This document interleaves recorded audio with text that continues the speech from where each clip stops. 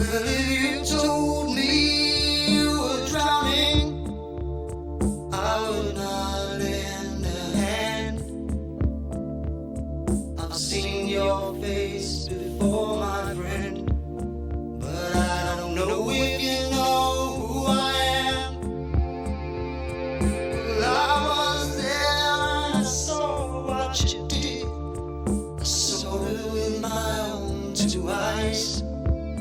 So you could wipe off that grin. I know where you've been. It's all been a pack of lies. And I can feel it coming in the air tonight. Oh Lord. Well, I've been waiting for this moment for all my life. Oh Lord. I can feel it coming in the air tonight. Oh Lord. Well, I've been waiting for this moment for all my life. Oh Lord. Oh Lord.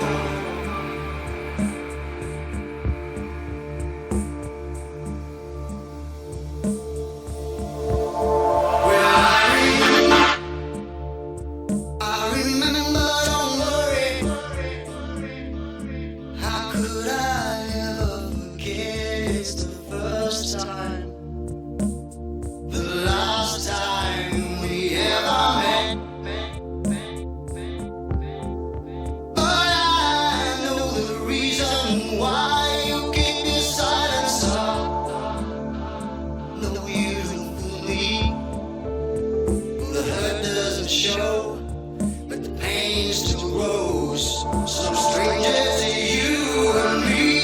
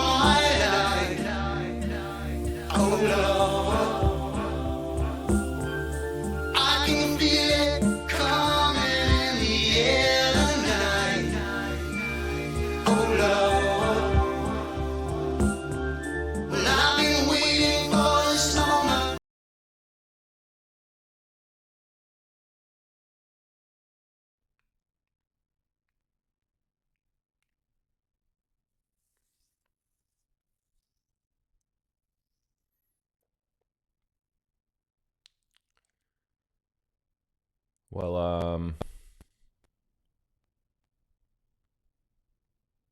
this is going to be a tough one.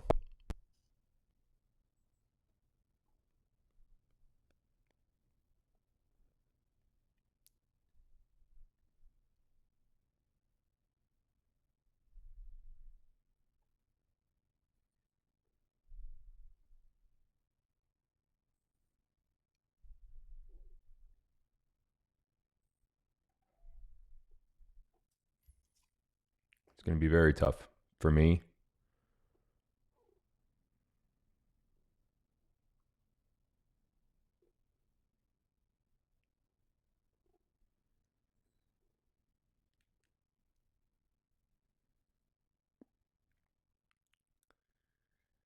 Um,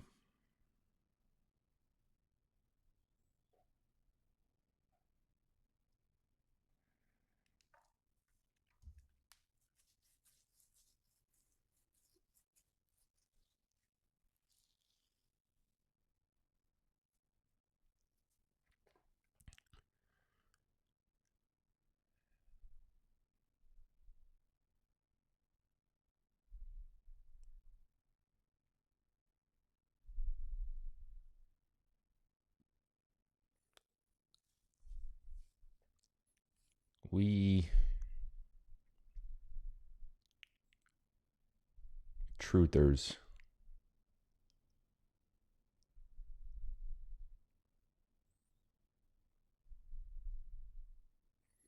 have what I consider and have always considered an impossible task.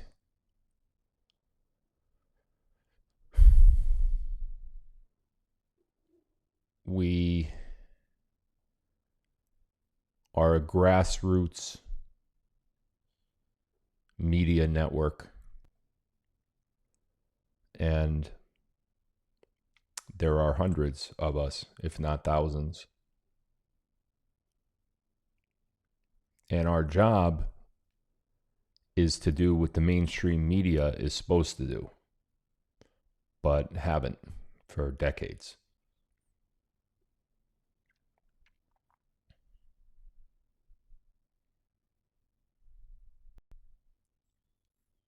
And the problem, the impossible task that we face is informing a massive amount of people about the truth, about what's actually happening in our world.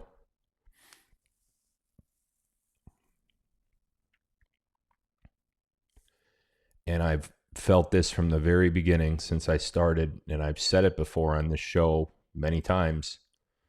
We just don't reach enough. And that's what makes the task impossible. Now, I want to start this by saying you, all of you, left, right, in between, moderate, conservative, liberal, whatever, you could disagree with each other. It's fine. Don't believe in the same thing. You know, don't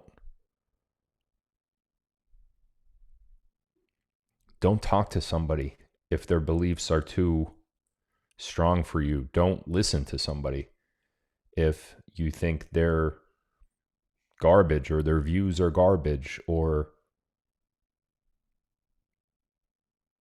argue with them, but argue with words.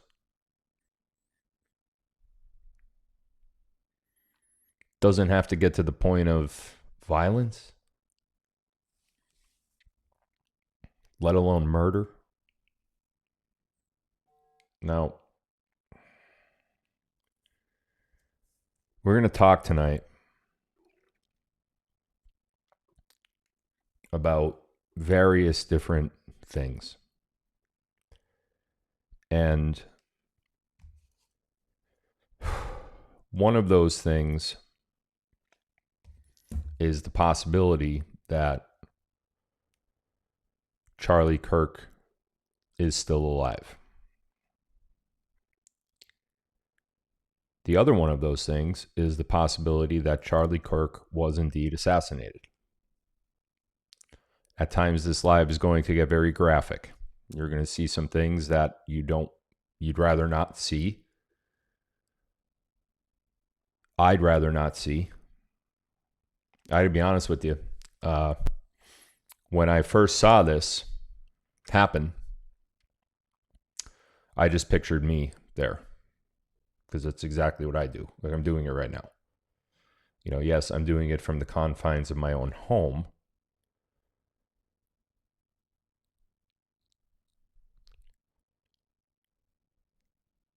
But boy, it's mentally jarring. And for you guys, it's mentally jarring. But for me, it's mentally jarring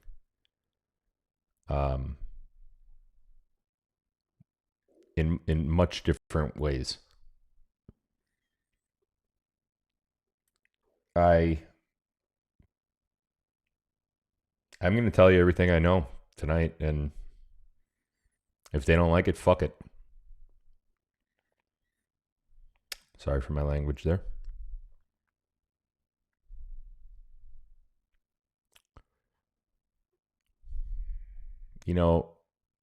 The last thing that I thought I'd be doing on September 11th was a live stream not about September 11th. Because September 11th was a turning point in my life, as well as many of yours, I'm sure. But for me, the entire course of my life changed on September 11th, 2001.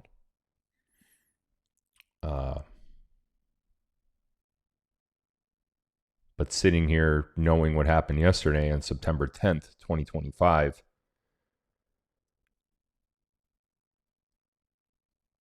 how could you not dedicate tonight's show to Charlie?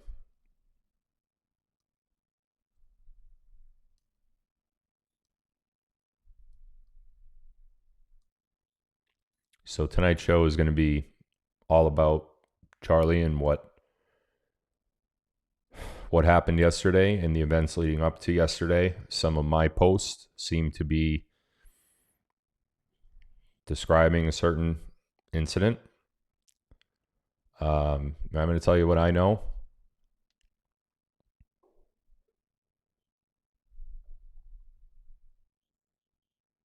And we're gonna try to piece this together.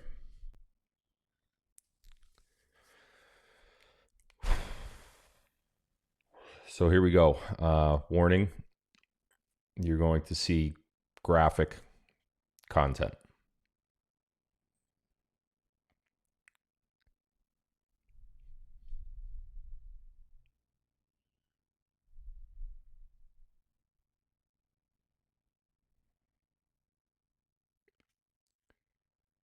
We're going to start with the shooting.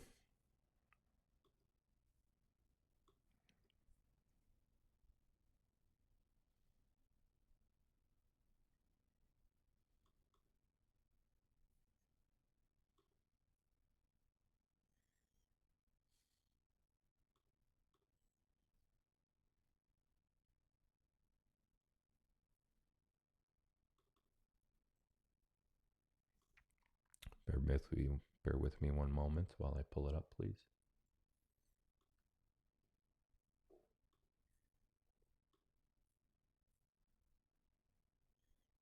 We're going straight to video, just so you guys know.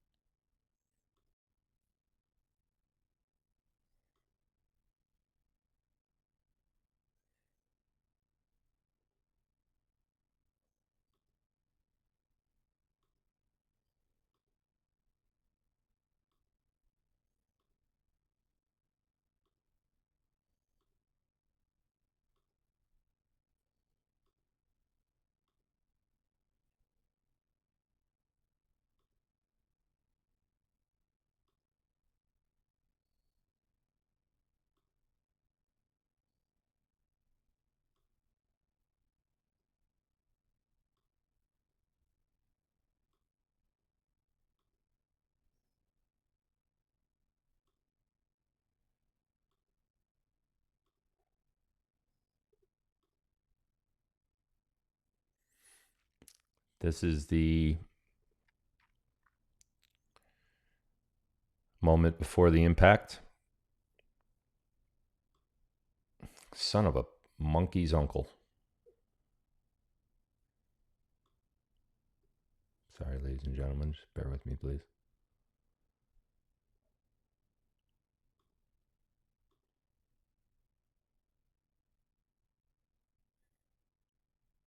Wow, QuickTime is awful. I mean, it's just literally awful.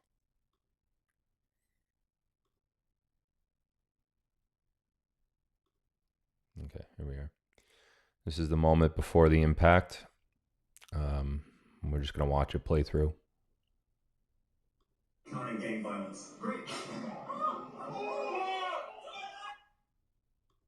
Counting gang violence. Great. Counting gang violence. Great. Counting gang violence. So, first and foremost, there has been a lot of talk about, I'm not sure if you can see my cursor in the screen here, about this ring on Charlie's finger. If we stay focused on that ring as I bring this to speed, he obviously puts his hand down. Now, when his hand is up on the microphone, you can see that that ring is clearly on his ring finger on his left hand. You can see his pinky down below, and the very next finger on top is his ring finger. It is a gold ring, and it is very clearly on his ring finger. As we progress through the video, puts his hand down after he asks about gang violence. The shot occurs, and as his hand comes back up, let me zoom back out here for a moment.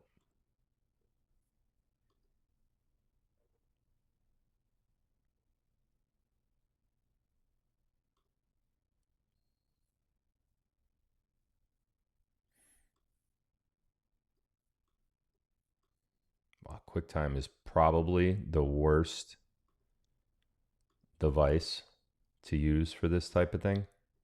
Yet here I am using it. You can't scroll across the video. It's literally the dumbest thing I've ever seen in my entire life.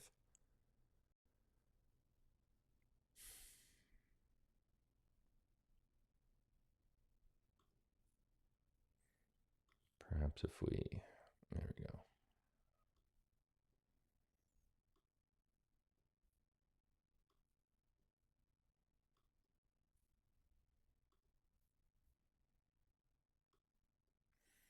You could see now as you, let me make sure you're seeing the same thing I'm seeing here. Hold on one sec. Yeah, you are. You could see now as the hand comes back down. Now, again, this is after the moment of impact. Charlie's hand is coming back down. You could see the ring literally unclasping from his index finger onto his pinky finger. You could see now in this shot, clearly his left thumb, left index finger, left middle finger, and left ring finger are on the microphone, and that ring is no longer on his ring finger. In fact, the moment that it switches is literally right there. It is now on his pinky. And if you follow this down, let me get this thing out of the way.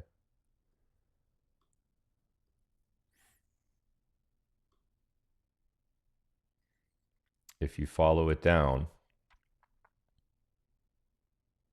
it actually comes completely off.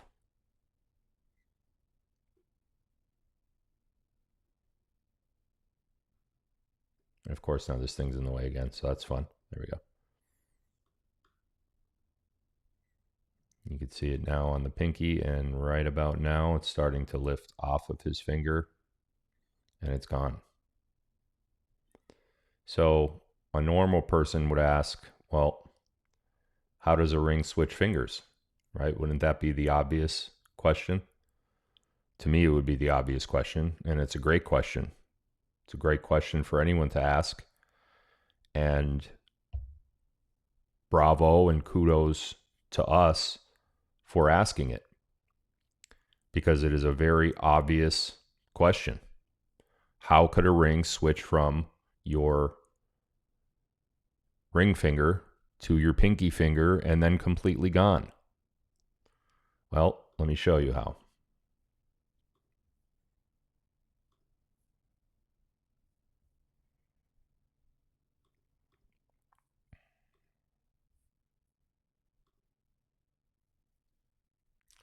This is a recording from a previous event that Charlie did. Charlie was known for doing these events mostly on college campuses, but really across the country. And let me show you a little bit. So as Charlie is answering these questions, you could see his left hand right down there, right here. Where is it? Right there. You can see his left hand fiddling down there a little bit.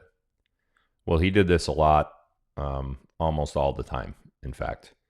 And if you zoom in on what he's doing, you could very clearly see that it is the same gold ring that was there yesterday, and you could see him opening it and closing it. And oftentimes he switches fingers. You can see here that's the very same ring. Okay. Now, that is what you call a clasp ring or a hinge ring. There's a couple different terminologies for it. There's a couple different things to call it. But in essence, whatever it is, it opens. It is not a closed ring like this ring. This ring, the only way to get it off is going over my finger or breaking it. This one is meant to do that. Charlie had a fidget issue. They actually make these things now where you fidget with something in your hand. Used to just be a stress ball. Now it's, all sorts of things. Hinge rings, little metal fidgets, plastic fidgets, pop fidgets. My kids have them. That is what happened with the ring. So if we go back here and we look again, you could see it on his index finger in the left photo with the circle, the red circle. I'm sorry, not on his index, on his ring finger. And then on the right, you could see it on his pinky finger. How? Because it unclasped. Charlie, after the moment of impact, most likely squeezed that microphone. And in squeezing it, it popped the ring just like that. It popped the ring right off of his hand.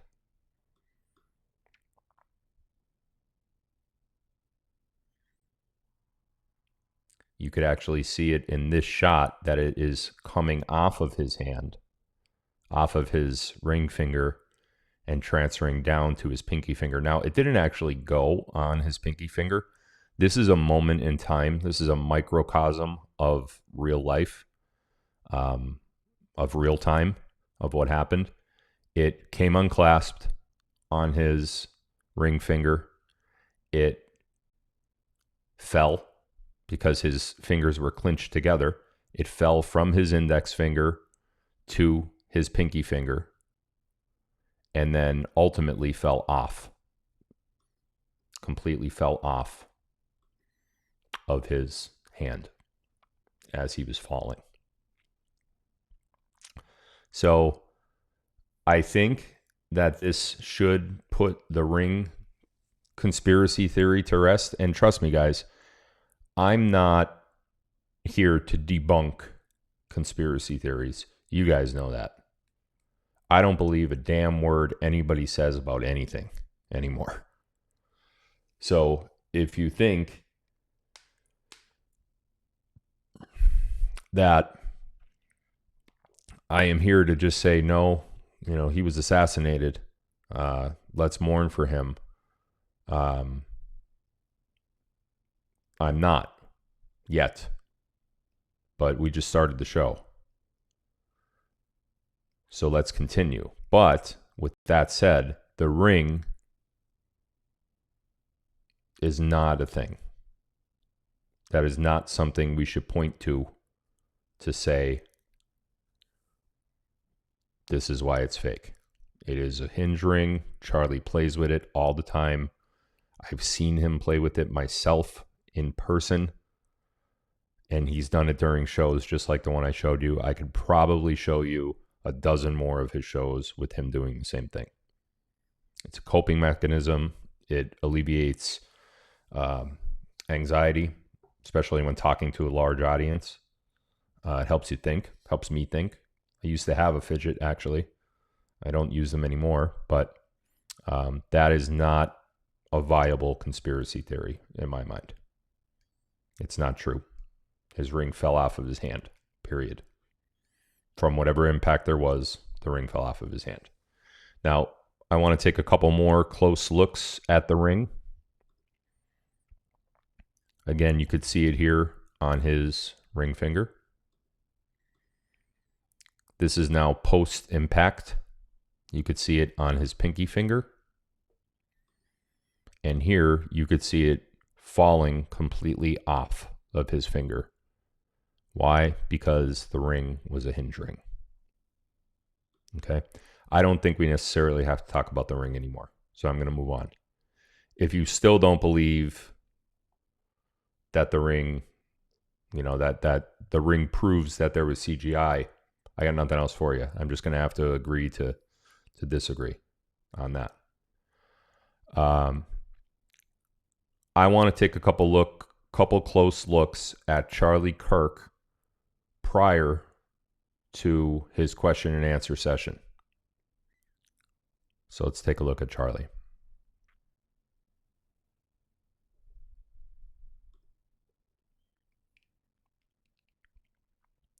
This is a side angle of Charlie from his left, which is also where the exit wound came out of his neck.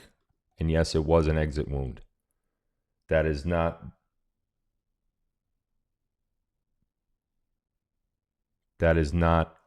one second, please.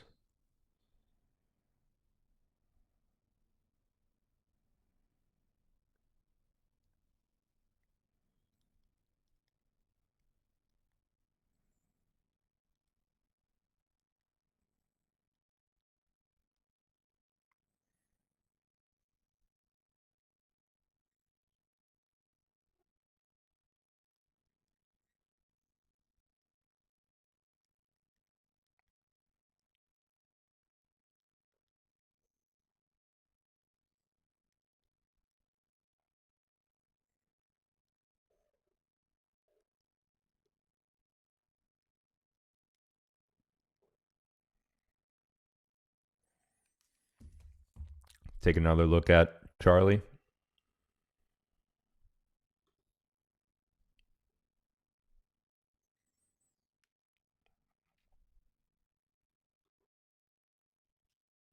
Let's take another look.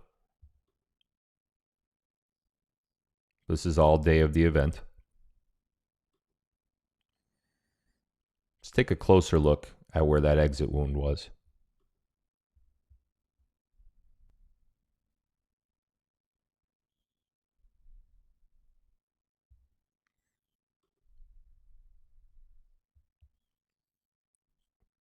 Now, tell me if I'm wrong. Would an unbiased mind, would a non-predetermined confirmation bias in your head, tell me if I'm wrong. I personally see a discoloration on his throat near his jugular vein.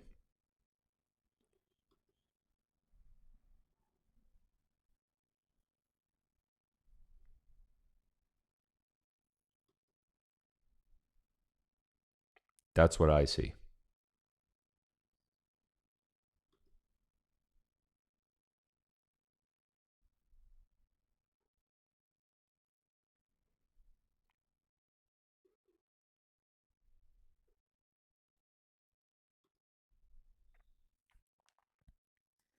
Is it hard to tell?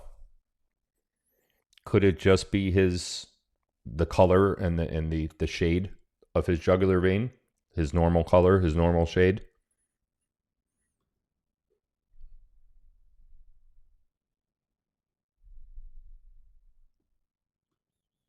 I'm not sure. I don't know. I don't know.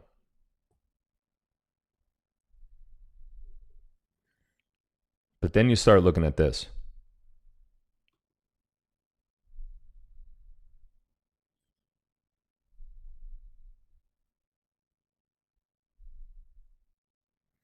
Is there a slight discoloration in that same area of where the jugular vein is? This time a little bit more red.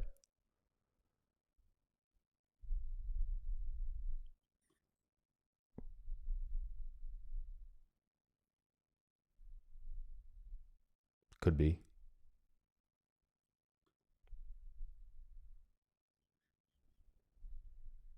You see the red blotchy area? More so. You know what? This is actually a good photo. I'm going to do this in a presentation, and I want to point out to you guys so we could get a better look here.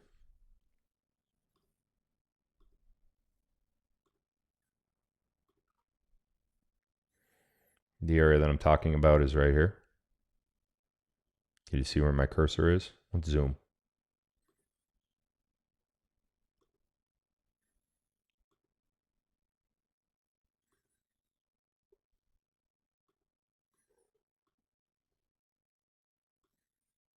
Right here.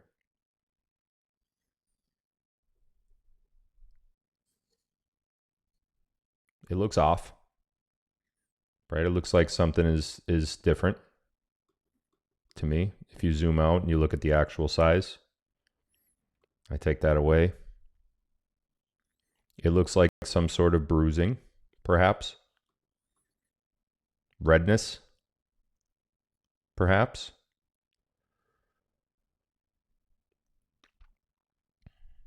Now let's look at something else. Sorry. This is right here. This is a tendon in your neck. Where is it? Where's mine? Can you see it? Like right here. It's that main tendon. You can actually grab it. See that? That's a tendon. Connects your skull, your jaw, to your collarbone. Okay. What's this? You could see both here and here. There are gaps between the collar of his shirt, which is here. This is the collar of his shirt meeting his neckline. And this darkened area right here indicates a gap. Now, this is the tendon on the side of his neck that I just described. There is a clear bulge right here. Now, interestingly enough, that is directly below this spot. You can see that very clearly as a bulge.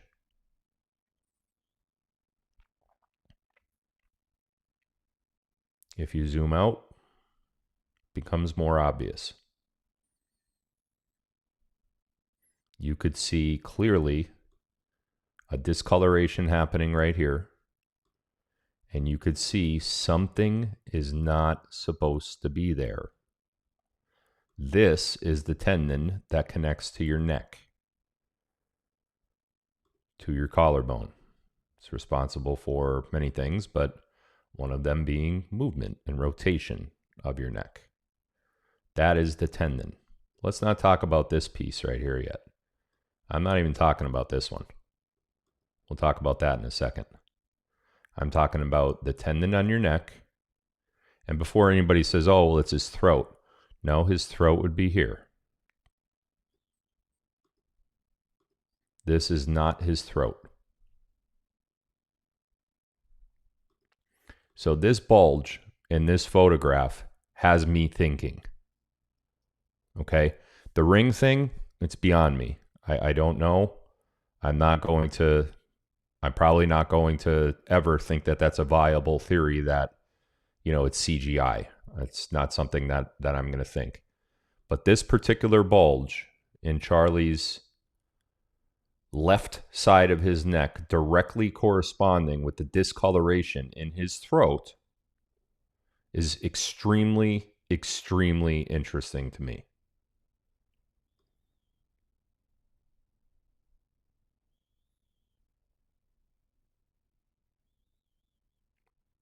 Let's move on.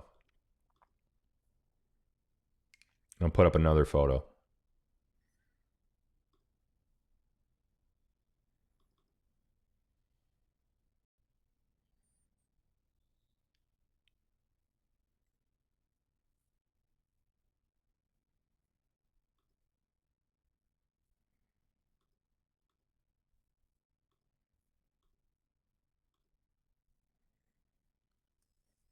What is that line? Now in this photo, you don't see the discoloration in the area and you don't see the bulge because of the way Charlie's shirt is laying, and also you can see where the sun is hitting now.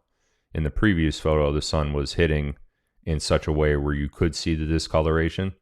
The sun is clearly on Charlie's right-hand side now as he's looking to his right. Okay? What is that line?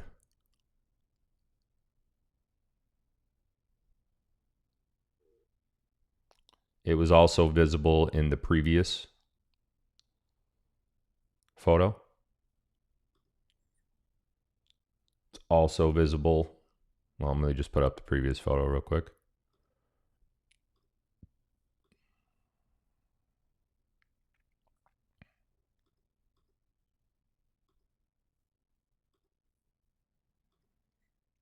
It's also visible there. This is the one where you could see now the sun is hitting either overhead or straight on, more lit up, where you could see the discoloration in this area right here. But here's that line again, something around Charlie's neck. Let's take a look at a different angle.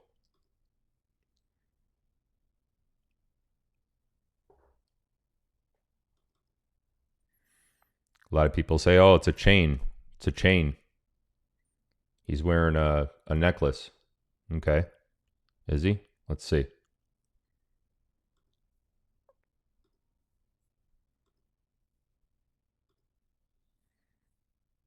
It's a necklace, right?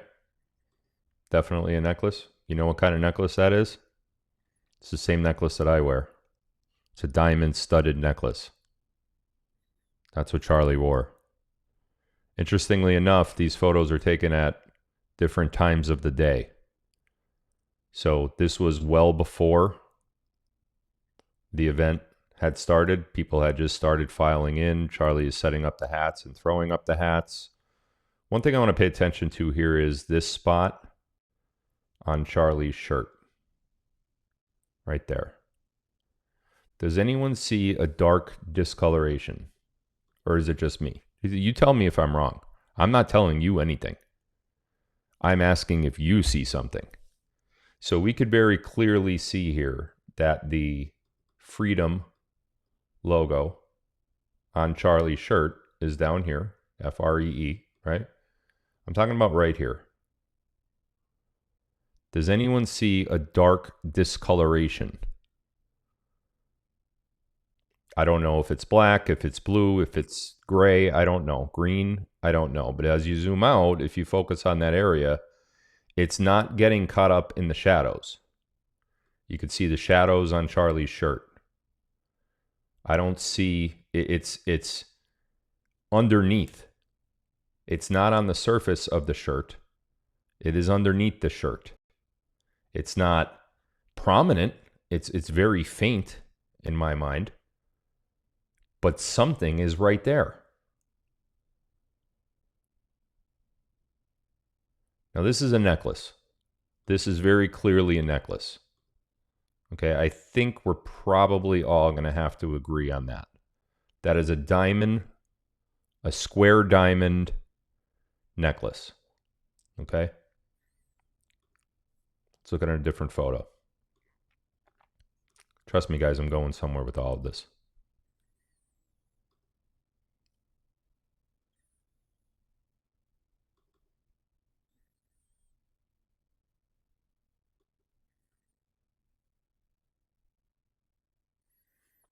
Let me find it.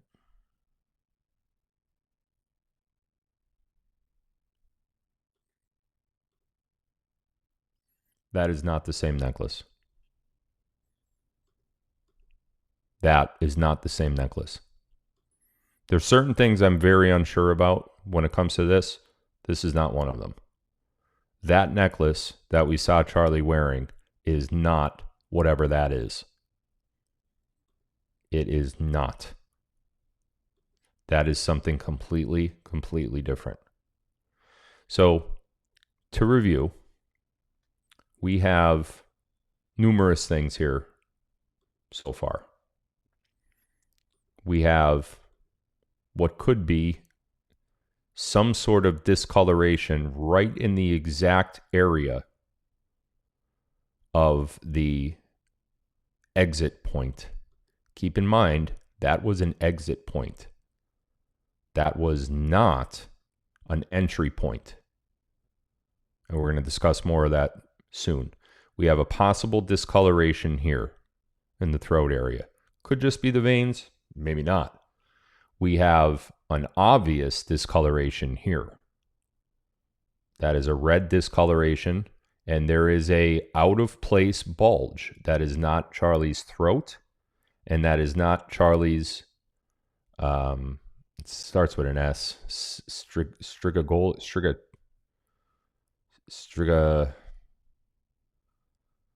what the heck is it called? It's that tendon in the neck. I think it's I don't know, but whatever. It's strigomorpheus. I don't freaking know. Doesn't matter. But there's a bulge under that discoloration. Okay. Here, let's zoom in on this one. I'm going to share that one.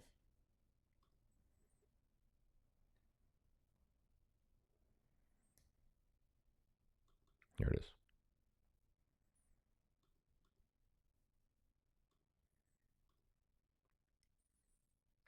Here we see Charlie sitting prior to the impact. And we see again what appears to be a similar discoloration as the previous photo. And you could say, and again, that area I'm looking at is right here.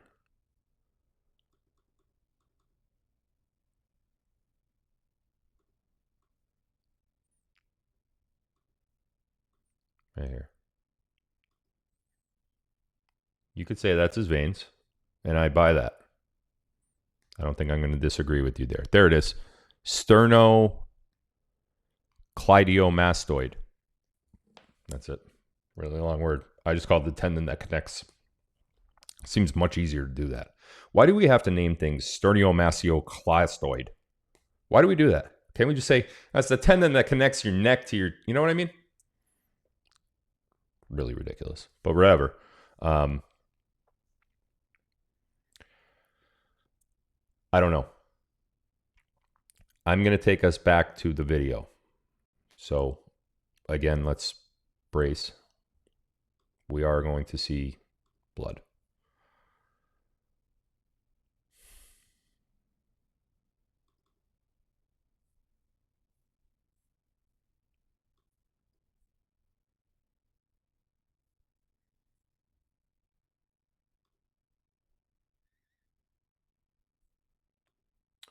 You know what I'm going to do? I'm going to create a new video because this is driving me nuts with the zoom and everything. So let me screen record this just real quick. I get all this other fluff off the screen if I do that and just focus in on this.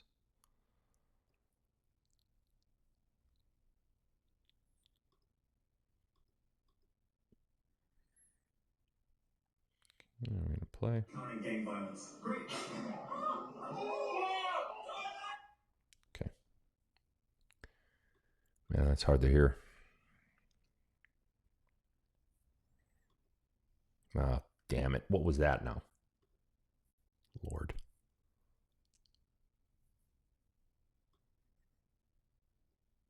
Okay.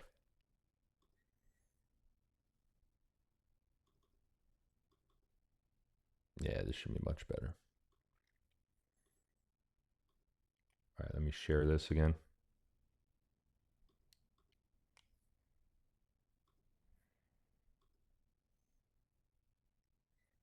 All right, so now if we zoom,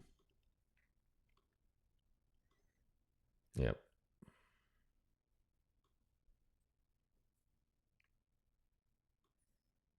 That's what we wanted. Beautiful. Okay, here we go. All right. We're going to look at the exit wound. A lot of people are thinking that this is something that it's not. This is an exit wound that you're about to see. There is the impact. That is the bullet coming out. The apparent bullet coming out, not in. Out.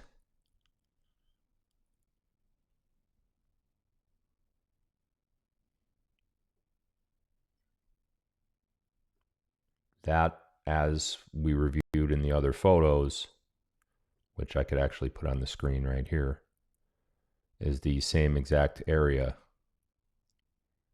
as the discoloration and the bulge. I don't know what else to call that bulge. There is a very clear bulge right below that discoloration. It's right at the neckline. It is not the sternocleidomastoidal, whatever the muscle is. That is not what that is. That is something separate.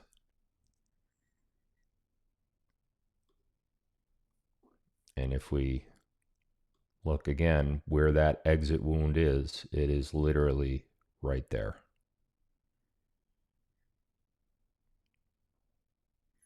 Now, much has been made about the exit wound, and we're going to talk about all that again later on. But right now, I have a very, very, very, very, very, very, very huge problem with one particular piece of this video, and no one is trying to explain it to me. No one. I want to know what this is. And I have not heard a single solitary explanation. If you remember back, we're going to take a look at it again. That's not the one. Guys, there are a lot of photos here, so if you just please bear with me while I sort through what is what. This is it. Yep, this is it. So if we look at this photo again,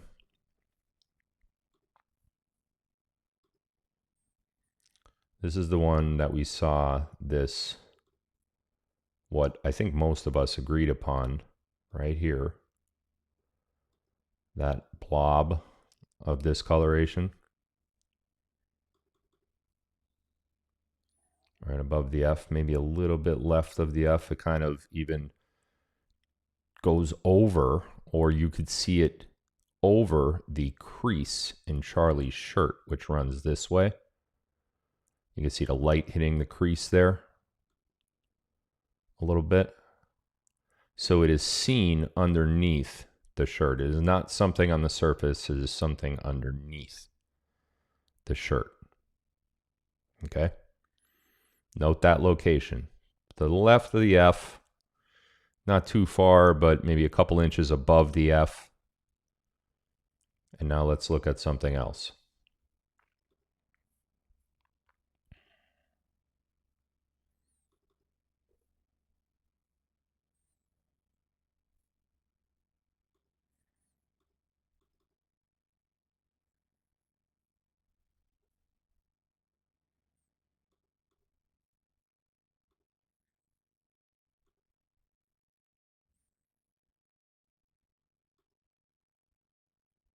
Shit.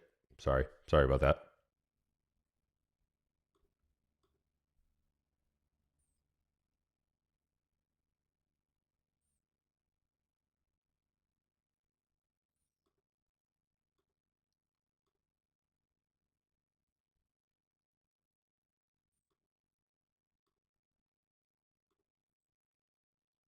think you guys already know where I'm going with this, but what is this? What is that? What is that?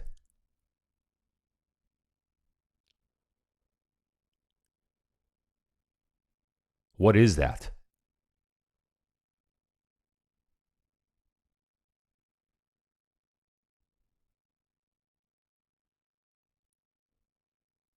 I mean, I have heard nobody explain what that is.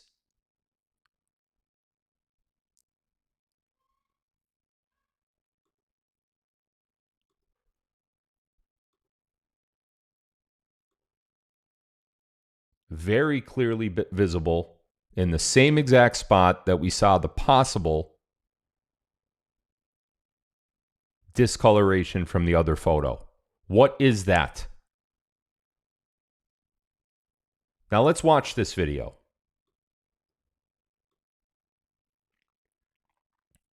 Charlie speaking.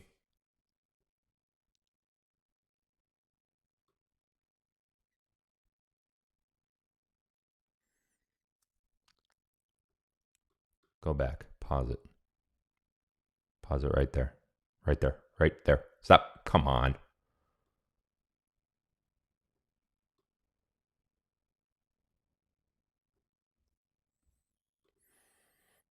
This is the exact moment of impact.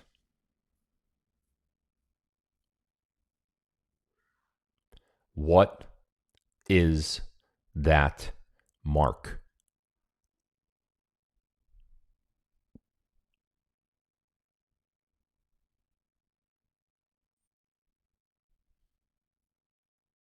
Right here.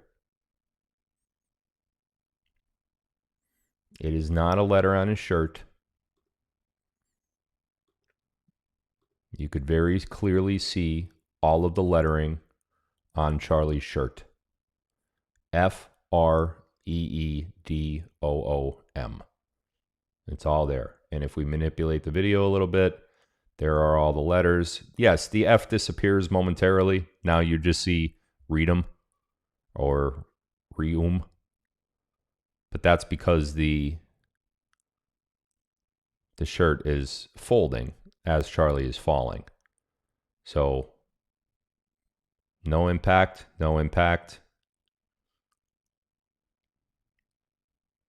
No impact. Now, if we pause it right here, this is another thing that is... No, it's somebody just said in chat, it's the bullet entrance. No, it isn't. And let me explain to you why. If that's the bullet entrance, Charlie is still speaking. Charlie is still speaking. If that's the bullet entrance, he already feels it. Okay, he has not yet been hit. The moment that he gets hit is right there. That's the moment that he gets hit. That is not the bullet entrance. Because if it was, Charlie would have been reacting here. You don't get hit with a high velocity sniper rifle and still have an extra half second to talk about it. That is not what it is. We go to the very beginning.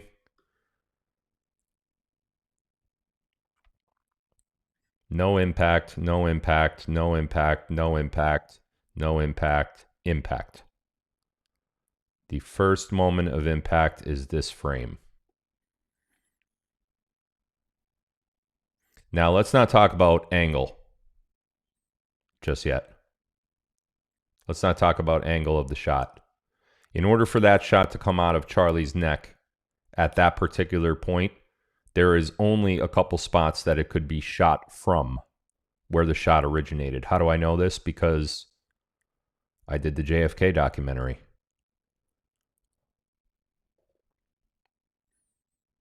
And you could even still see as Charlie's going down right there. Right at that moment. Let me pause it and go back. You could still see the black mark doesn't disappear. Okay, the F does, because you can see the F. It's there, it's gone, right? That's his shirt folding over the F part. So ignore that. Ignore all the writing on the shirt. There's conspiracy around the writing on the shirt.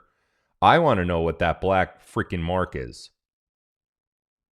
It's not a fly.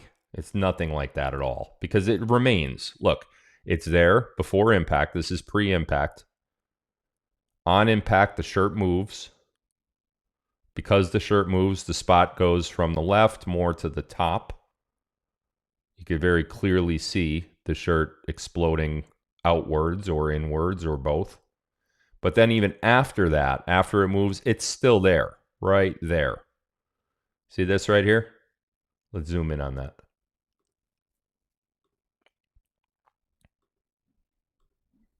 So this is post-impact. It's still there. The reason why you're not seeing it as clearly as we did in the previous frames is because the shirt is moving.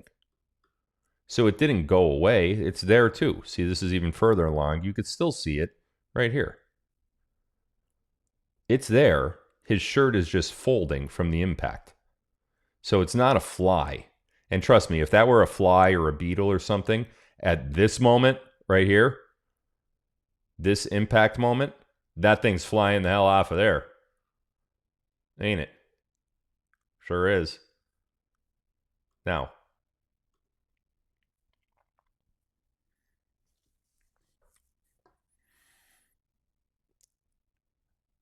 tell me if I'm wrong, but it's not a... Who just said that? Microphone holder, magnetic microphone. For what? No, for real, I'm asking, for what? Is he not holding a microphone in his hand?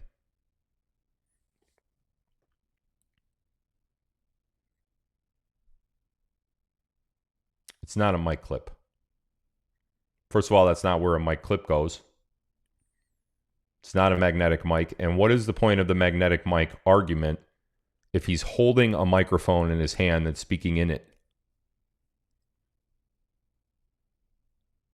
And why do we see that spot of discoloration well before Charlie Kirk grabbing a microphone to speak? It seems like you're saying that that's a microphone holder for a magnetic mic that goes right there. It's not where you put a microphone, first of all. You put a microphone near your throat so the vibration could come and you could be heard, not to the side. Because suddenly if you turn this way and speak, you're not going to be heard. It has to go under your throat. So I understand what you're saying. It could be a microphone holder. I understand. I get that. But that completely, in my mind, that's a completely debunked, eradicated thought because he's holding an actual microphone. There is no wireless microphone.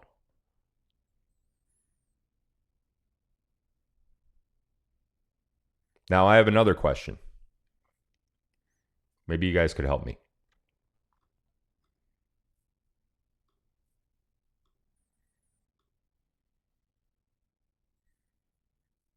Oh, my bad. There we go. If this spot on Charlie's neck is the exit wound, which it must be, right? Where the hell is the entry wound? Because that is not an entry wound. That is an exit wound.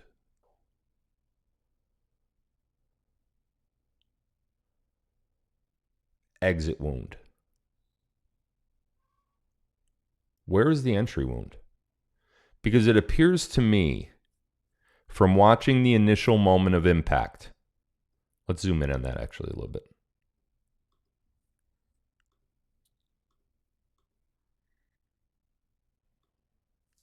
Oh, could I command this? I guess I could, huh? Oh, son of a bitch. Look at that. Okay.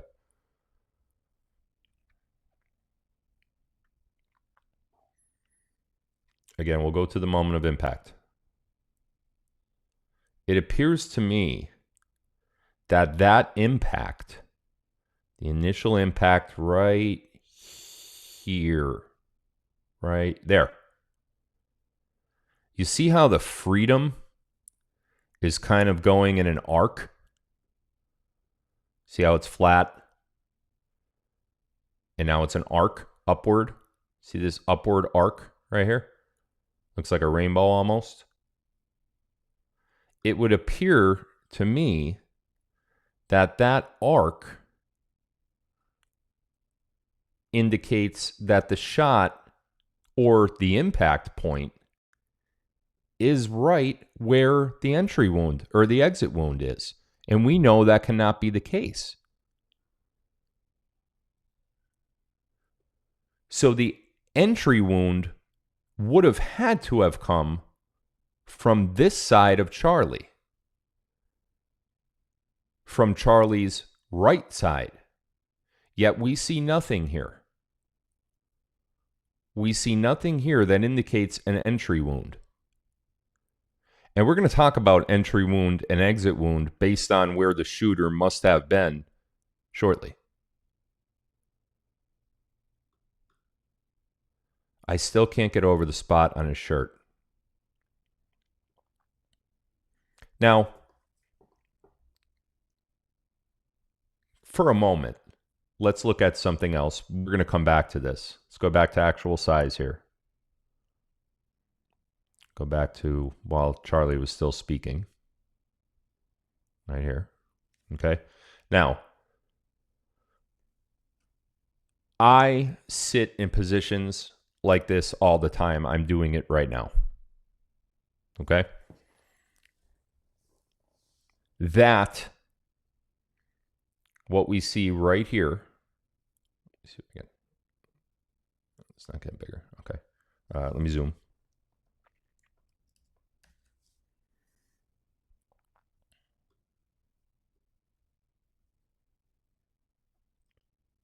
This elongated arch below the spot and above where it says FR is not a natural way for your shirt to lay. Something is under his shirt.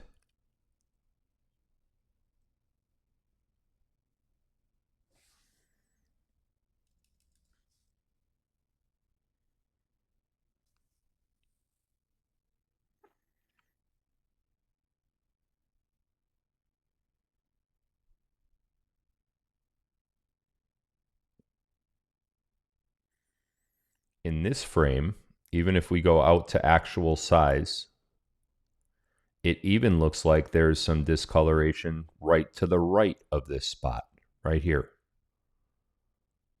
And if we zoom, oops, that is not the right button.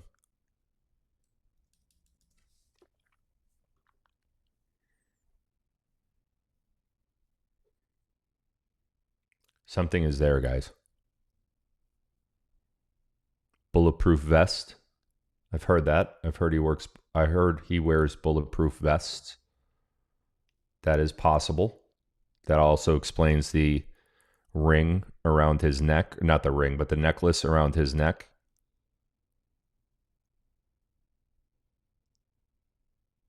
Let's move up a frame. Let's just zoom out one. That's good. Let's go to the moment of impact.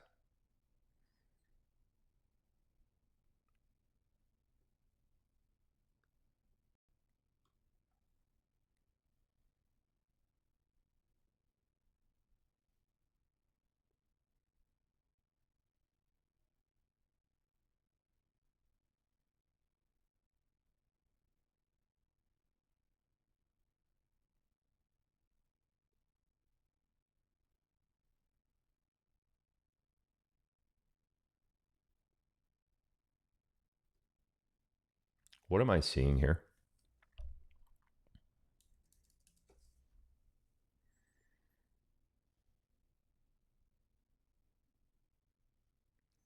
It appears that the area immediately underneath the letters that spell freedom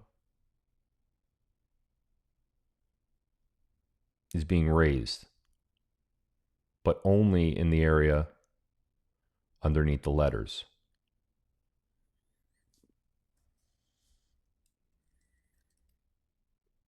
You could see it from close up or far away.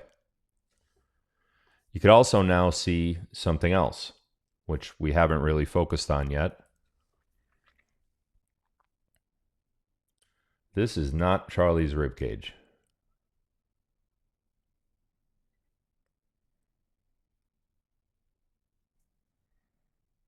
There is something under Charlie's shirt. I'm unsure about a lot. I'm not unsure that there's something under Charlie's shirt.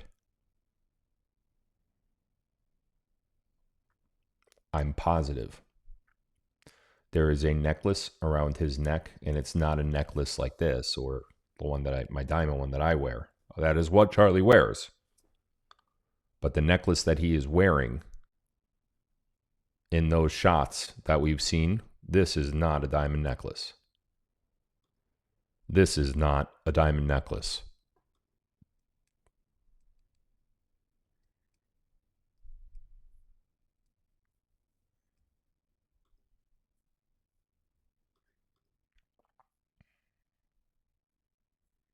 This spot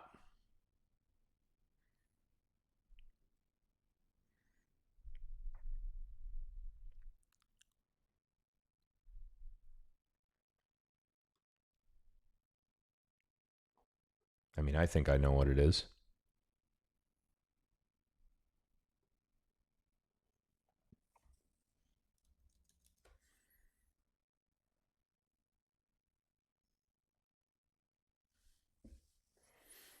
I think I know exactly what that is.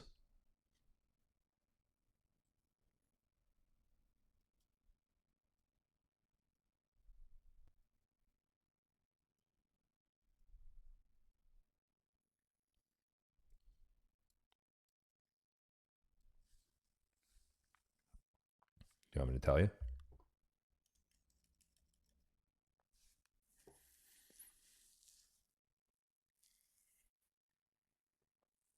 I think that spot is a leak.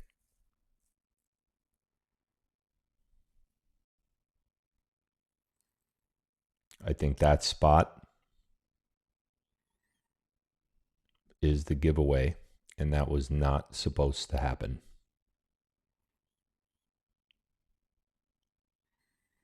And that leak is coming from whatever is attached to his chest.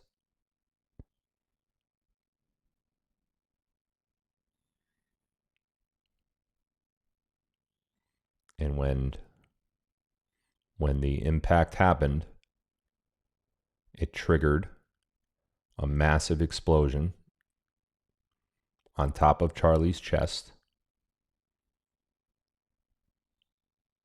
which triggered a mechanism that was attached to Charlie's neck. And that mechanism was filled with blood. They call it a squib. It's used in movies all the time. Now, I could tell you for certain, I think this impact right here, if that is an exploding squib on Charlie's neck, I think it knocked him out. You could see Charlie here as he's putting out his microphone. To me, he clenches his teeth and he braces. He closes his eyes, he's clenching his teeth, and he's bracing.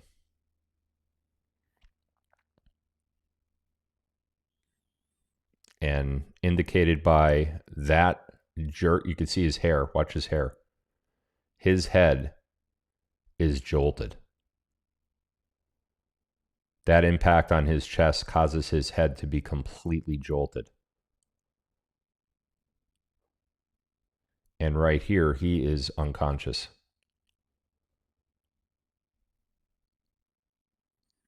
He is knocked out.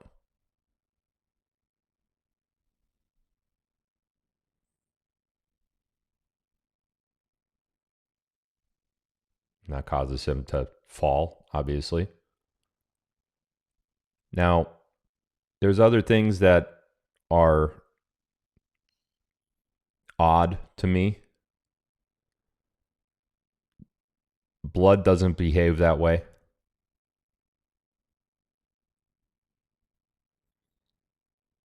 That looks like nothing I have ever seen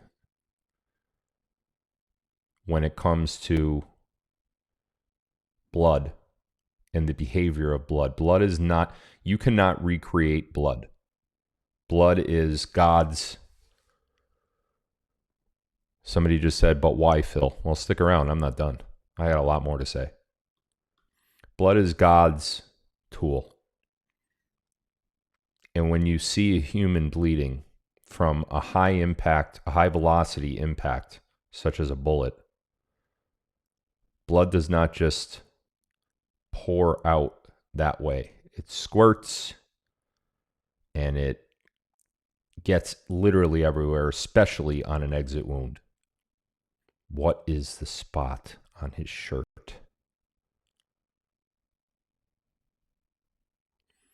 Why is his chest look like something is under his shirt?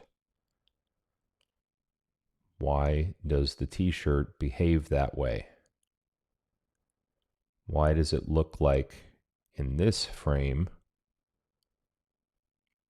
it is impacting outwards from his chest?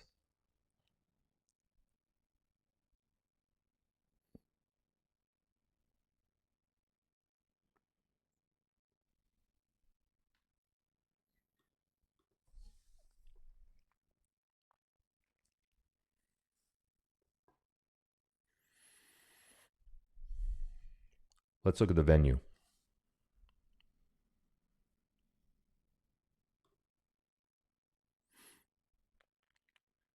You could see Charlie Kirk's tent on the right-hand side of the screen. See it there? You could see the people surrounding Charlie Kirk. Now, interestingly, where this photo, you know what I'm going to do? Let me take this off the screen actually, and I'm going to pull this up to screen share it so I could get a better. What the hell is the damn thing?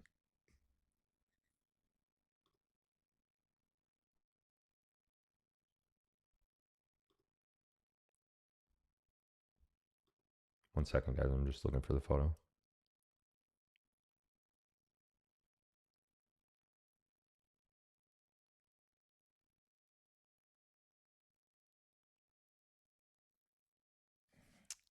Ridiculous.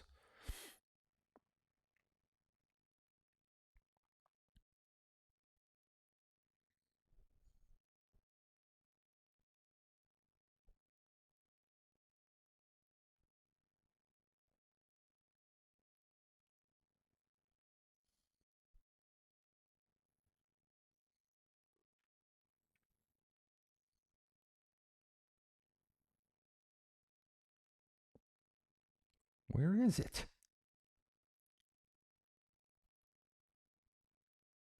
Whatever. Let me just put it back on the screen. So stupid. How could it be?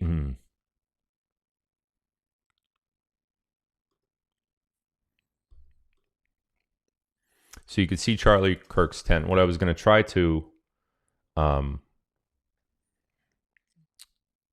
illustrate on the screen was the vantage point of this, of where this photo was taken from, as it corresponds to the opposite side of the tent. Obviously, we are on the side of the tent of the exit wound. Okay, we are on Charlie's left side. Charlie was right up against the building. As you could see in this shot also, you could see him right up against the building. This was obviously post assassination. And in this shot, you could see that we are on the left-hand side of Charlie. So if we were standing in this exact spot, Charlie's left-hand side would be at our front. Now, in terms of height, if you look across the photo on where all of the people were, and look at the crowd that Charlie draws, man. I mean, it's just insane. You know, he was the best. If you look across the photo, we are standing from this vantage point where we're standing, where this photo was taken from. If you look across on the opposite side of Charlie's tent, we are standing at about the same height as the people on the steps, not the people on the railing up top over there, but the people on the steps. We are about that same height. There is absolutely no way from this height to see Charlie. You cannot see him from here.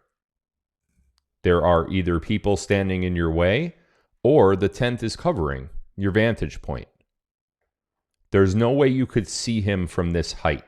Now that's important, and I'm going to tell you why in a minute. Let's take a look at another venue point. This one I have to put up on the screen. Give me a moment. Because it's just so stupid.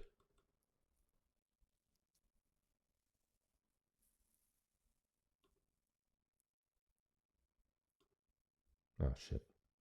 Whatever.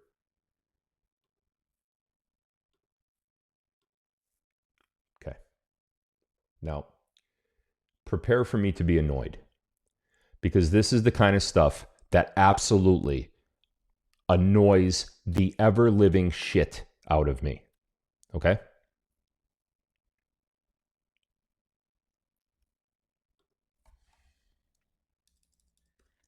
Earlier today, the Department of Justice, or whatever you want to call them, police department, released this photo. Do you see right here on the screen these red indicators? This is where they are saying the shooter perched to take the sniper shot at Charlie Kirk.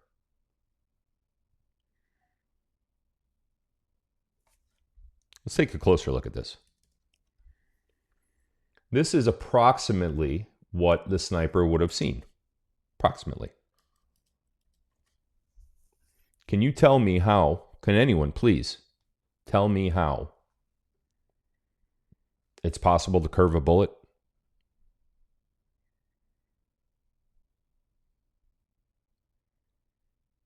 Because there's absolutely 100% no way that the bullet could have entered Charlie's neck, chest, head, or otherwise from this spot.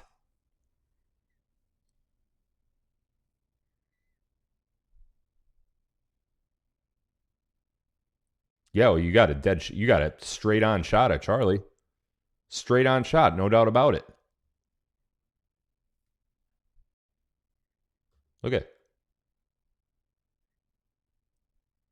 This isn't as close of an angle. You can see this is a little bit more left of an angle than this.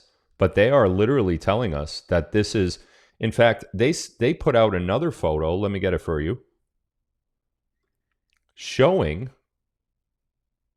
in even more detail the, well, that's the same one.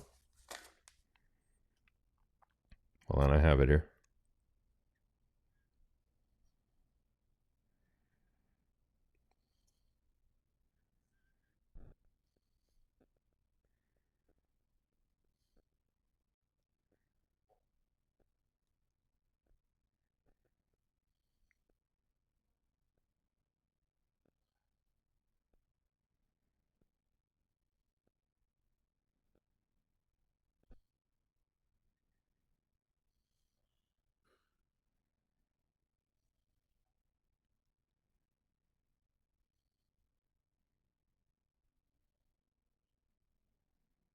I don't have it here.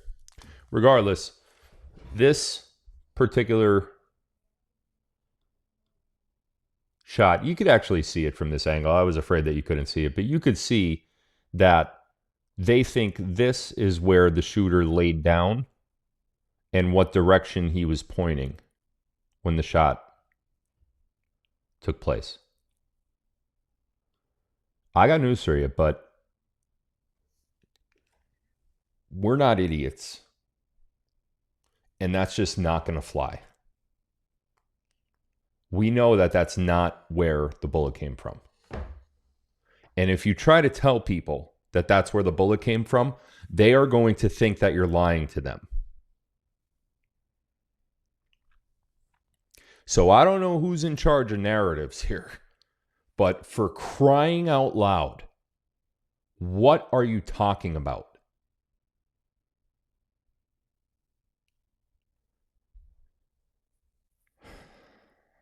Let's take a little bit more a closer look at the venue. We already saw where the tent was in relation and the height of it all.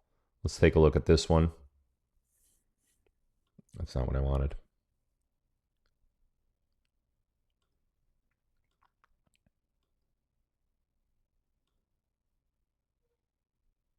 Here we go.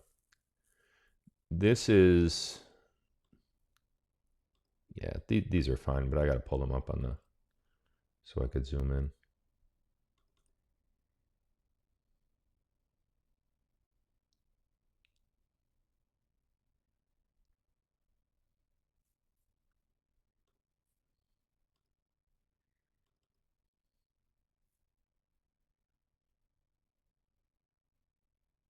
Oh, this gets funny.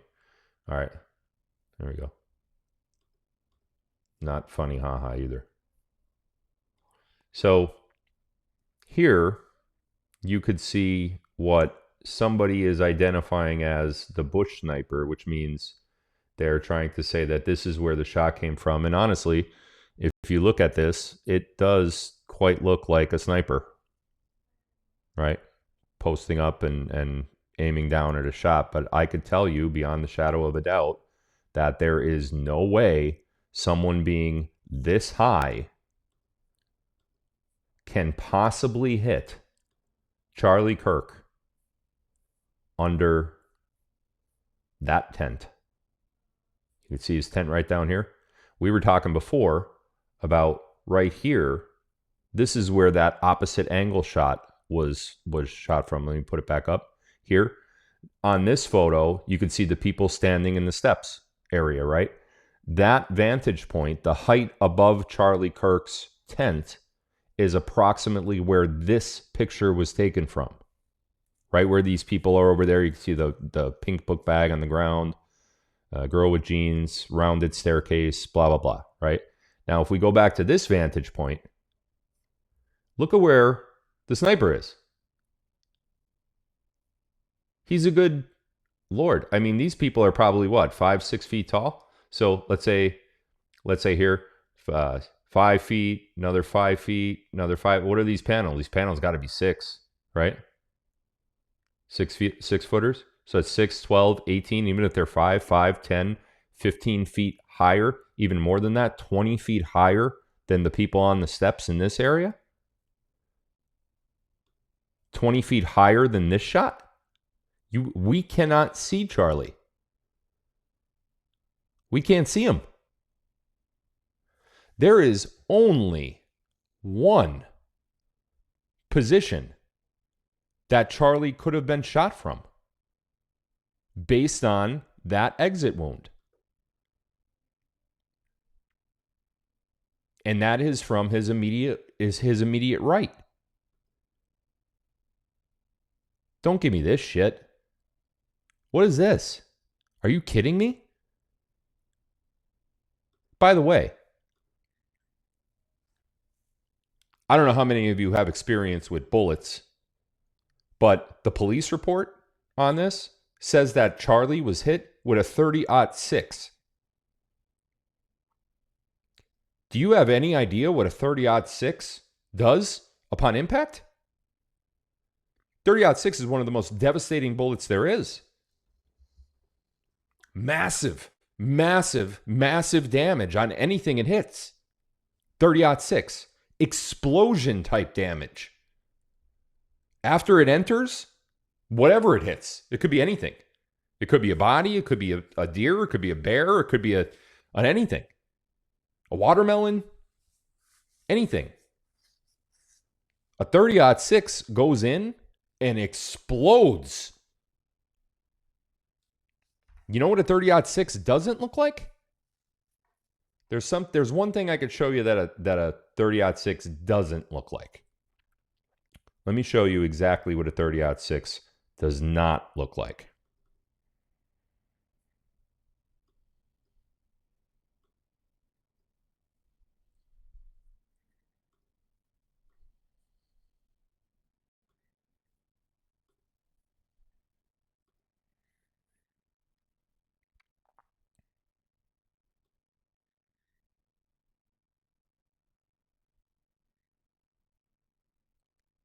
That is not what a 30-06 looks like.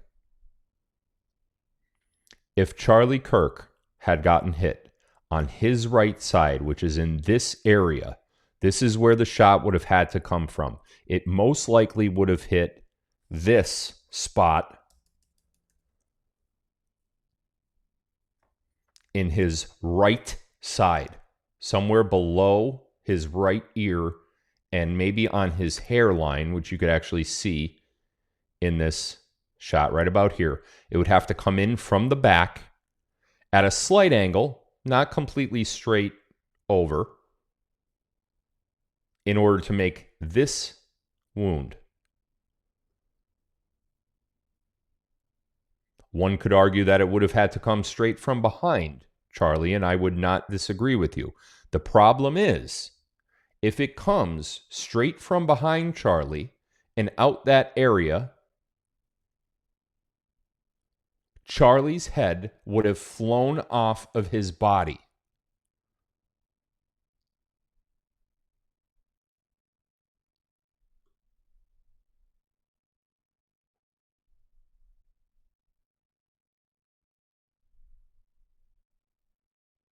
.30-06. One of the most devastating bullets that there is. Shows no entrance wound and an exit wound that is completely out of sorts with what a .30-06 bullet at high velocity could do to a human being.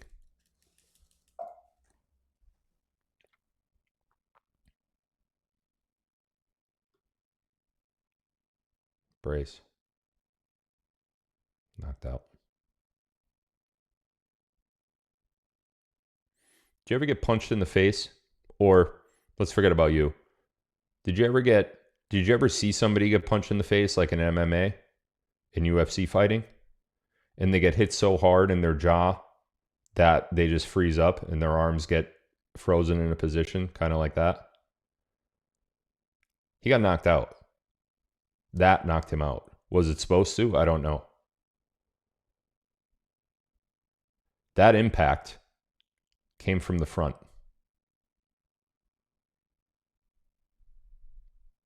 That impact came from Charlie's front. His head is straight. Watch what his head and his hair do. They move forward. They move forward before he falls back because he's unconscious.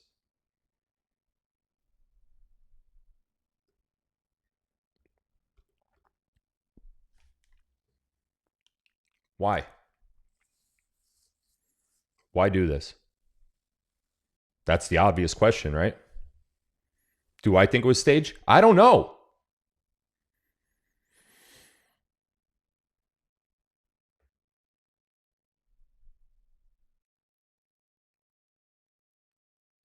I don't know. I'm going to tell you what I do know.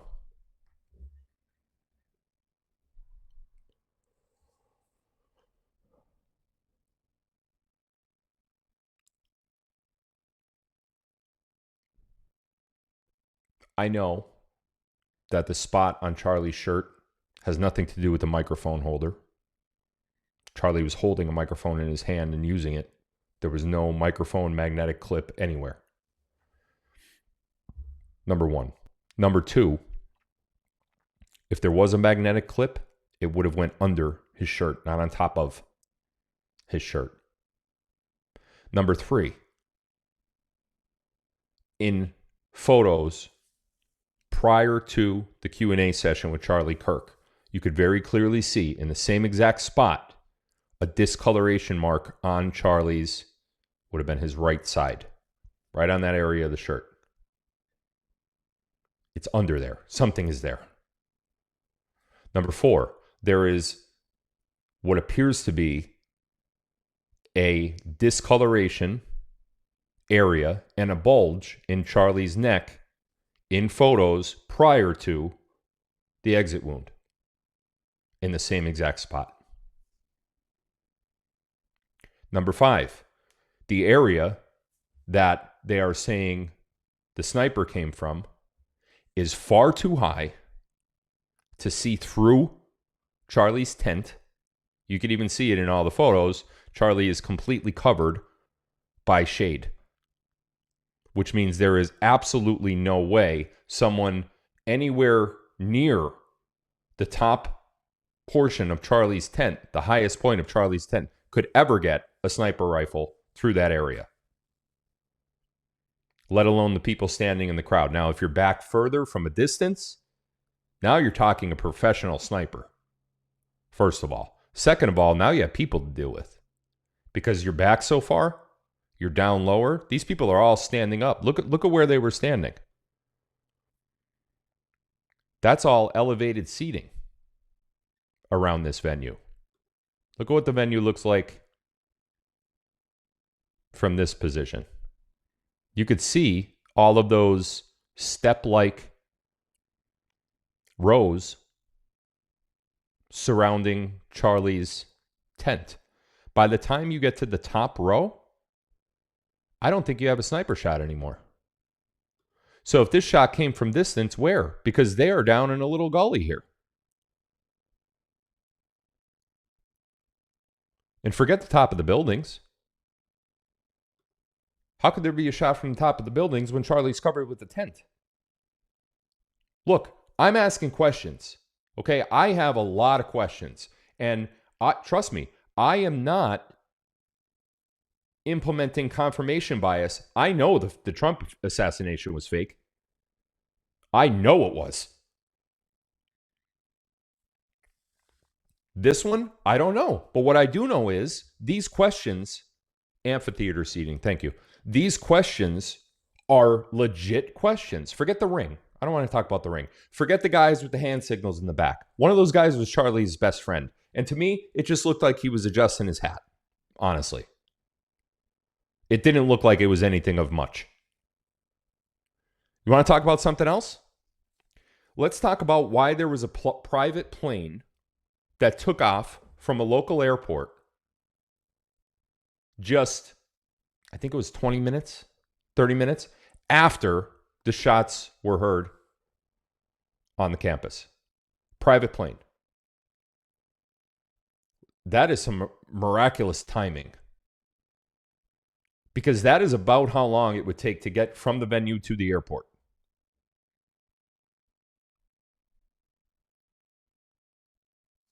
Oh, and by the way,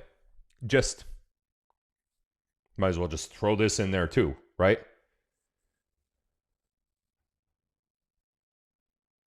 The private plane, radar failed. So we don't know where it went. But it came back to its original location with no one in it. You see what I mean?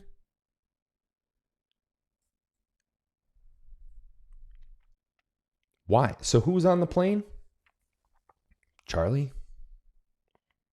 Maybe Charlie's family? Now, the billion, maybe $1 trillion question. Why? Why? If this were another fake assassination, why?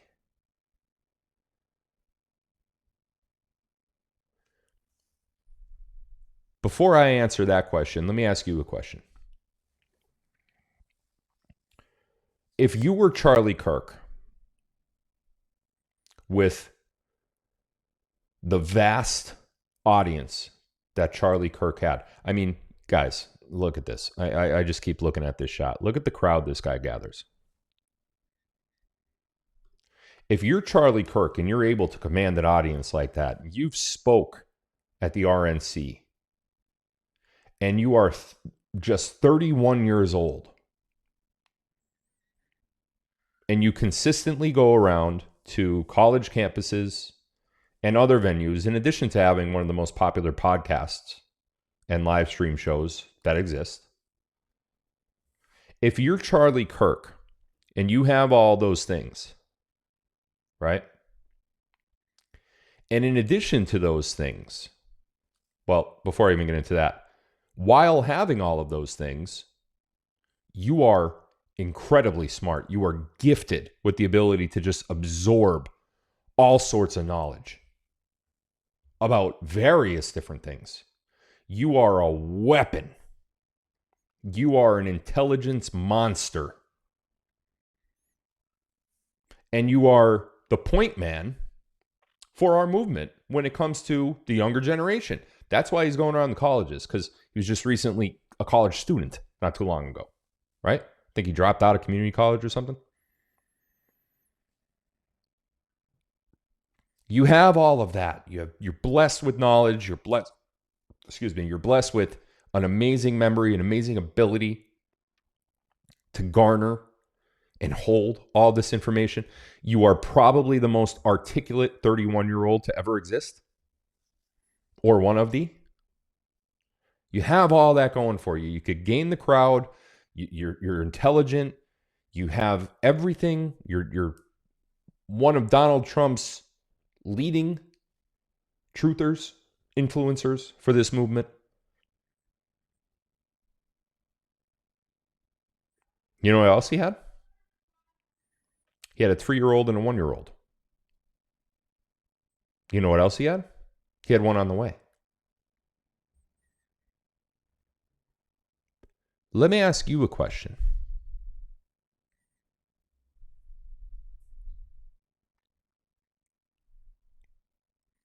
If you were Charlie Kirk and you wanted to quit,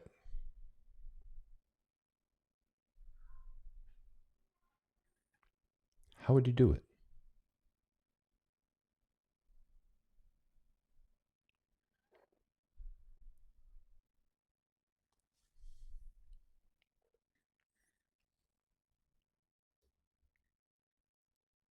Because if you're about to say, well, I would just quit. No. That's Charlie Kirk quitting and saying, I'm going to focus on my family. And he's too big. He's outgrown the possibility of just walking away. You can't just walk away. He's too important to the movement. You can't just say, I'm hanging it up. It looks like he's walking away from the movement, and that's a huge victory for the cabal, for the left, for the deep state, and for everyone that Charlie has spoken out against, all groups. If you wanted to quit, what would you do?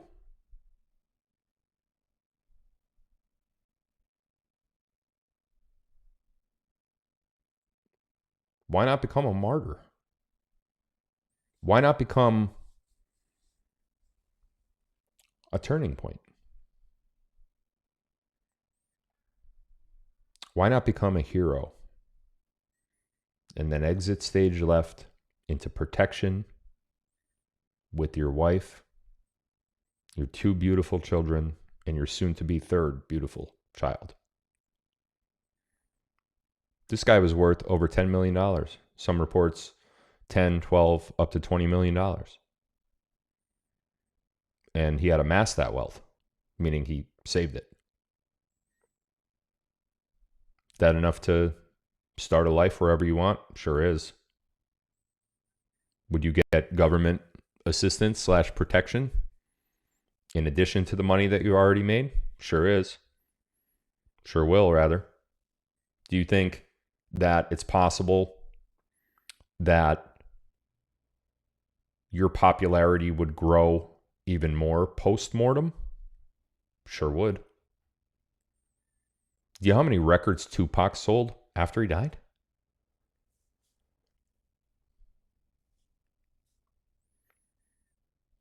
I don't know.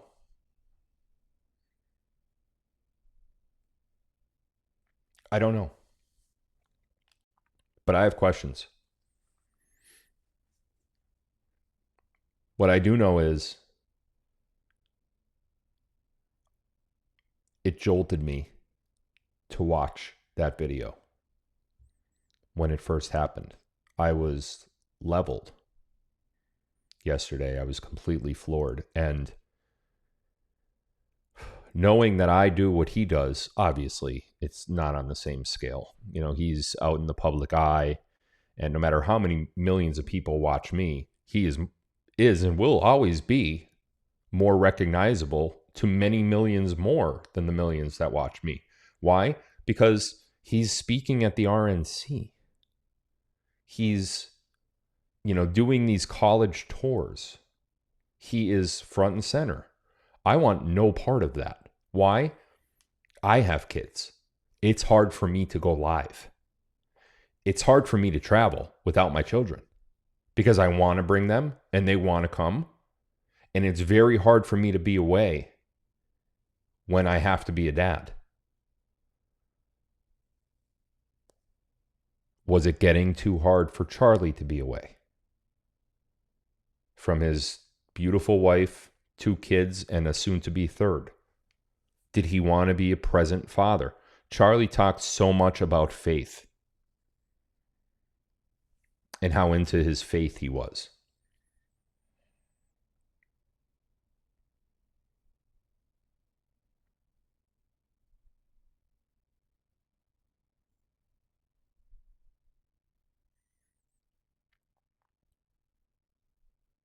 I have serious questions. And until they're answered, I'm not sure. I'm just not sure. I'm honestly, as I sit here, I am not sure one way or the other. Now, let me mention one more thing in closing. Charlie Ward, listen to me. Charlie Kirk had recently said in interviews and privately to people that he was worried that Israel may kill him.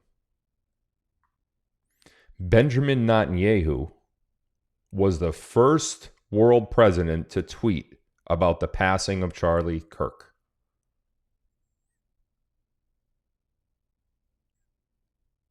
And we said we were saving Israel for last. Let me tell you right now, wars were started in the past over assassinations like this. Is it a real assassination? If it is, and Israel did it, Israel has a huge problem. I do believe that this could very well be a precursor to war with Israel. If Israel is behind the actual assassination of Charlie Kirk. Assuming that the assassination is real, Charlie is dead, he is in heaven, and we're mourning. And if that's linked to Israel, we're going to war with the new War Department. Now, if the assassination wasn't real, and it is a setup to make Charlie a martyr, do we pin it on Israel?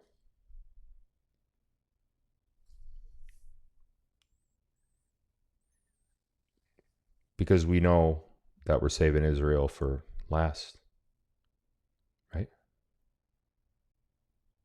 Are we getting pretty close to last? Look, guys, I mean absolutely no disrespect to Charlie Kirk, the family of Charlie Kirk, or anyone else. But the things that I presented tonight, I need more information on. And if someone could prove to me that the spot that I see on Charlie Kirk's shirt is something other than a leaking squib inside of his chest.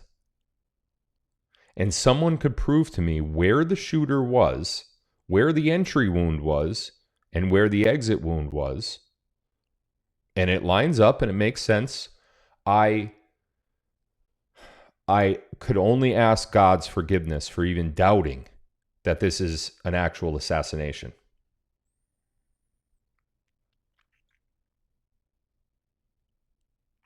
I don't have answers to those questions. Where they are saying the shooter was perched is bullshit. A bullet cannot curve, and there is absolutely no way that that was an entry wound. Because if it was, it would have blown out the back of him, and there would have been blood splattered all over the back of that tent and all over the people behind him. That is an exit wound. And if you look at the police report, a 30-06, that is not the behavior of a 30-06 traveling through a human being's neck. Something is wrong. I don't know what the something is, but something is wrong.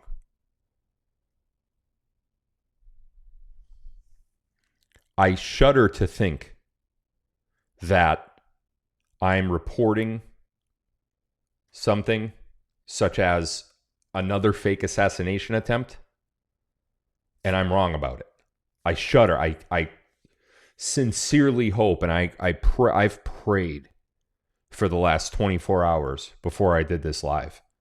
And I've had people encourage me, dozens of people encourage me, don't do it if you're not sure. And I got to be honest with you, I'm not sure. But I don't want to call it either way. I don't want to say it's fake. I don't want to say it's real. I don't friggin' know. I could see all of the reasons why it would be fake. I was exited. I took an exit strategy.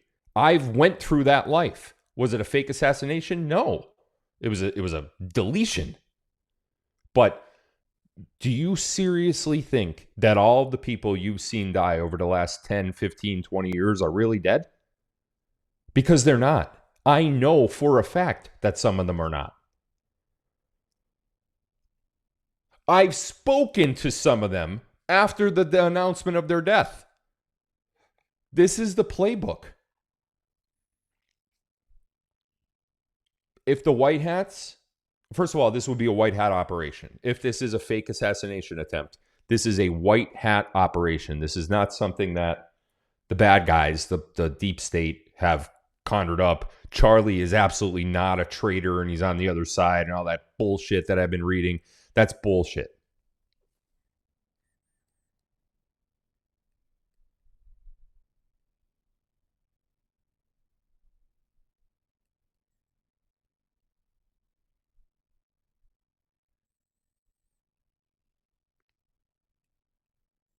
Charlie Kirk was doing God's work. There's really no other way to put it. The man was brilliant. I think of myself as smart, and I think of that because I've always been told that by other people, whether it was teachers of mine or colleagues of mine or test scores or whatever. I feel like I'm dumb most of the time. I feel like I don't have any intelligence at all. I really don't. But I know that that's wrong. But I feel like I'm a microcosm of intelligence when it comes to somebody like Charlie Kirk.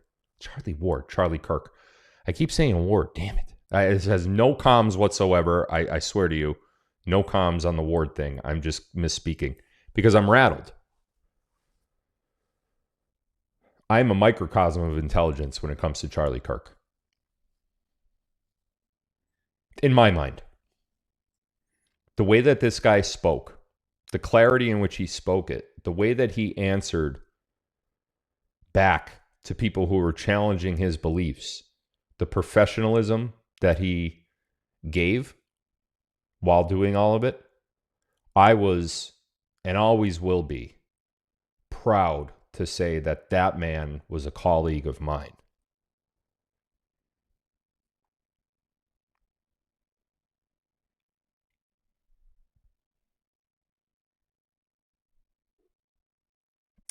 I pray that he's not dead.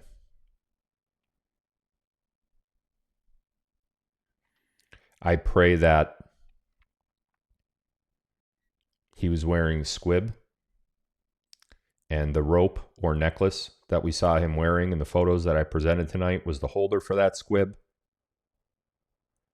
I pray that the spot that we've seen on Charlie's shirt on his right side was a malfunction of the squib and it started leaking.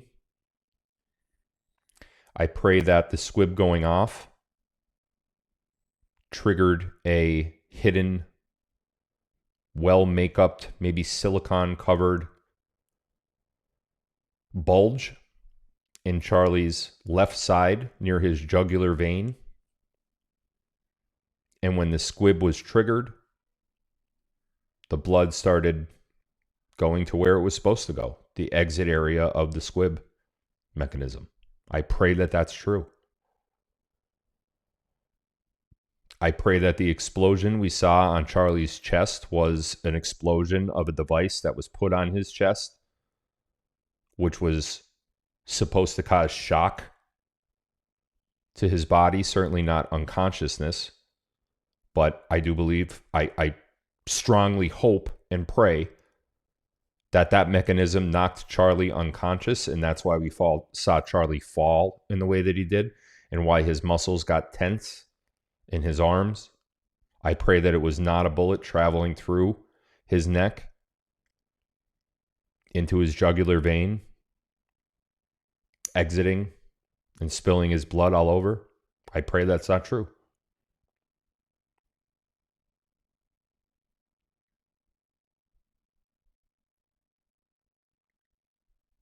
I pray that that same bullet, as it was ripping through his neck, didn't paralyze him and cause his arms to stiffen the way that they did. I pray that Charlie is watching this right now.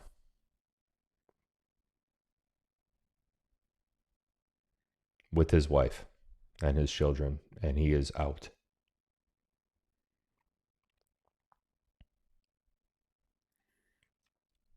Do we need Charlie Kirk going forward? Pretty soon we won't need any of us.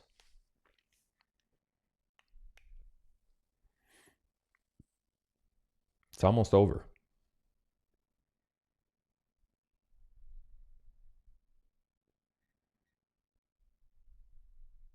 We're almost there.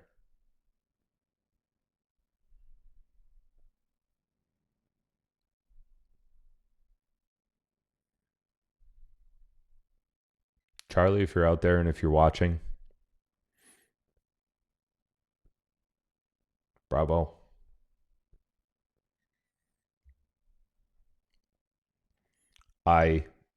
To this point in my life, if this is fake, I have never seen such a well-planned, heart-touching, purposeful death. Purposeful fake death. Because your passing and the way that it was shown in the video that we have has convinced everybody that it really happened. And whoever came up with this, bravo. Because you're going to go down as a hero, as a legend, as a martyr, and maybe you'll be the turning point.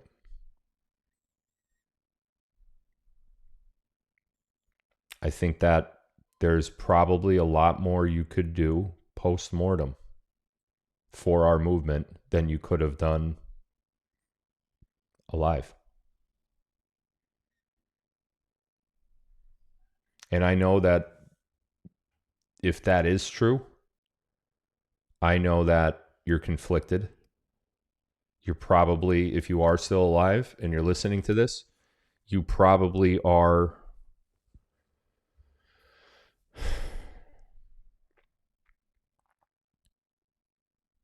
maybe regretful. I don't think you should feel that way. I think you should feel honor, courage, love, the love of your family. Your family is everything, not just to you, but to me and to all of us. Your faith is everything. And I'm sure you prayed on this many times. And this is what God told you to do. And bravo to you for doing it. And you know what? Instead of just going out and saying, you know what, I'm going to focus on family now. You went out with a bang. You went out with a boom.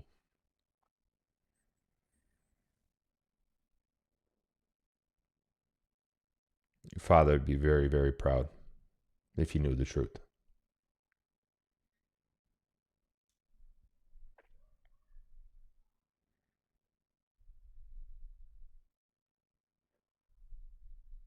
I've lived through this, man. Not at this scale, but I know. I know exactly what it feels like, and I know how you're feeling right now if you're still out there, brother.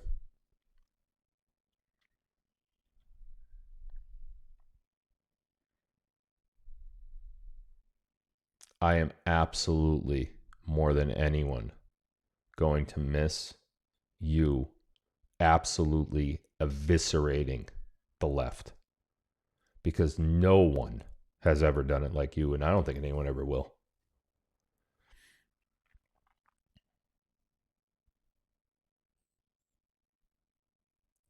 I probably won't see you for 25 years, and that's okay. You deserve it. Go watch those kids grow up, put them through school, be the best dad you possibly could, and enjoy your life. And if I'm wrong and it's the other way, every minute of the 31 years you spent on this earth was for such a good purpose. And you did the very best of your ability. And the sacrifices you've made for us will absolutely never be forgotten. You're a hero. You're a champion.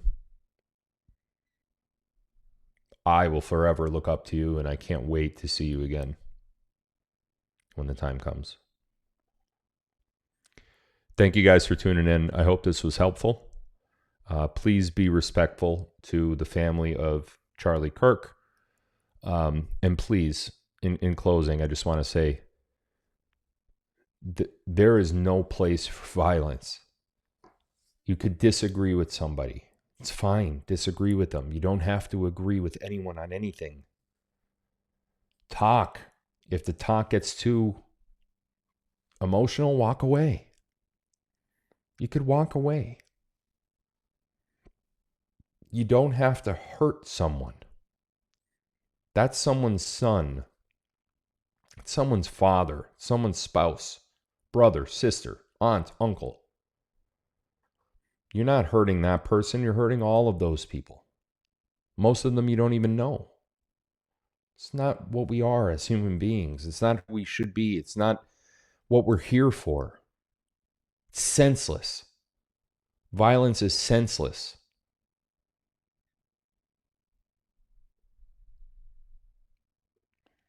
I also want to obviously send out condolences and prayers to those that lost their lives and their families in the tragedy of 9/11. I'm going to have much more to say on 9/11 soon. The documentary that I planned got postponed. I wanted to have it out by today, but we did some other stuff over the summer instead. But I will have another documentary coming out. My next Quantum Films documentary will be coming out, and it will be on 9/11. I absolutely hated the fact that on September 11th, I could not pay more respect to the victims of September 11th and their families. But obviously, the Charlie Kirk thing yesterday,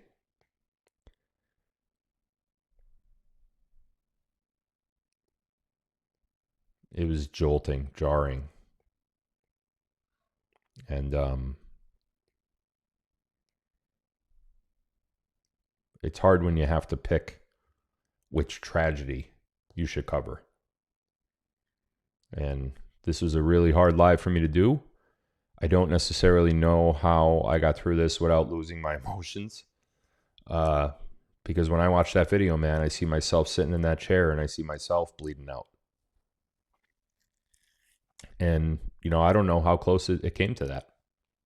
I don't know how many people ever wanted to kill me. I bet you there was at least more than one. So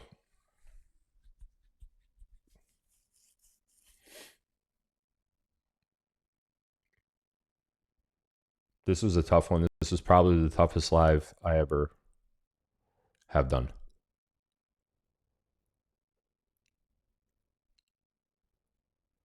And now I know more than ever that Charlie's not going to be behind that microphone, that my place is even more important than it was before. So I'm going to step it up and try to cover as much of Charlie's reporting that I could. It's probably going to be a very small amount of what Charlie was able to do.